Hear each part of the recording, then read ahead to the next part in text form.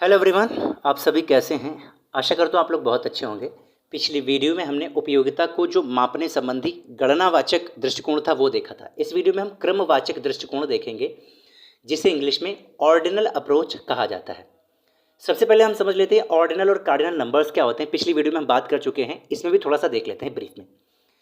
Cardinal numbers क्या होता है, जिसको इंग्लिश में गणनावाचक संख्याएं बोलते हैं।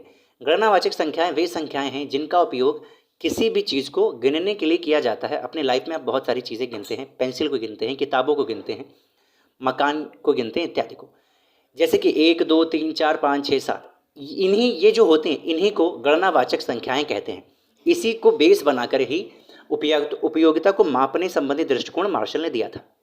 दूसरा है ऑर्डिनल नंबर्स, जिनको क्रमवाचक संख्याएं बोलते हैं। क्रमवाचक संख्याएं वे संख्याएं हैं जिनका उपयोग या प्रयोग किसी वस्तु या व्यक्ति की स्थिति यानी ऑर्डर या फिर पद यानी कि रैंक को बताने के लिए किया जाता है। जैसे उसकी फर्स्ट रैंक आई है, सेकंड रैंक आई है, या फर्स्ट पोजीशन पे वो बैठा हुआ है, सेकंड पोजीशन पे दूसरा व्यक्ति बैठा हुआ है ना। जैसे first, second, third, fourth, fifth, six, seventh, ये जो एग्जाम्पल दिया गया है यही चीज़ इसका एग्जाम्पल है इत्यादि। ये ऑर्डिनल नंबर्स होते हैं। आज हम क्रमवाचक दृष्टिकोण देखेंगे। ये किसके द्वारा दिया गया है, सबसे पहले हम इसको देखेंगे। तो ये जो उपयोगिता को मापने संबंधी पेरेटो, हिक्स और एलन, ये पेरेटो, हिक्स और एलन ने विचार दिया था कि उपयोगिता को क्रमवाचक है, मतलब क्रमवाचक अप्रोच दिया, इसके माध्यम से हम उपयोगिता को माप सकते हैं। इन्होंने उपयोगिता की माप के लिए मार्शल के गणनावाचक दृष्टिकोण को नकार दिया, भैया मना कर दिया, वो गलत चीज़ है, वो गलत तरीका है उपयोगिता को मापने का। इन अर्थशास्त्रियों के अनुसार उपयोगिता मापनीय नहीं है। तो बिल्कुल सही बात है। उन्होंने अपना तर्क देते हुए सिद्ध किया। क्या सिद्ध किया? उपयोगिता एक मनोवैज्ञानिक धारणा है, इसका संबंध व्यक्ति विशेष की मनोदशा से होता है। ऐसी स्थिति में उपयोगिता की माप वस्तुगत यानी ऑब्जेक्टिव पैमाने से नहीं की जा सकती है, इसे व्यक्तिगत यानी सब्जेक्टिव पैमाने से ही मापा जा सकता है। अब इन्होंने क्या तरीका बताया, सबसे पहले तो आलोचना की, तो ये चीज़ देख लेते हैं।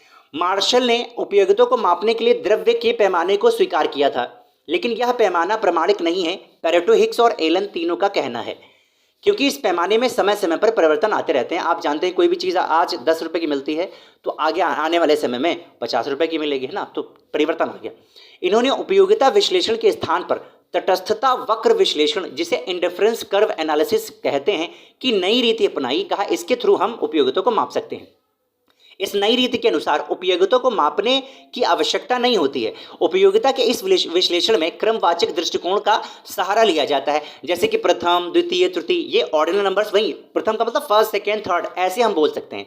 अब एक उदाहरण बताइए तभी समझ में आ जाएगा। समझिए, क्रमवाचक दृष्टिकोण के अंतर्गत यह संख्याएं केवल इतना बताती हैं कि द्वितीय प्रथम से तथा तृतीय द्वितीय से अधिक उपयोगिता वाला है।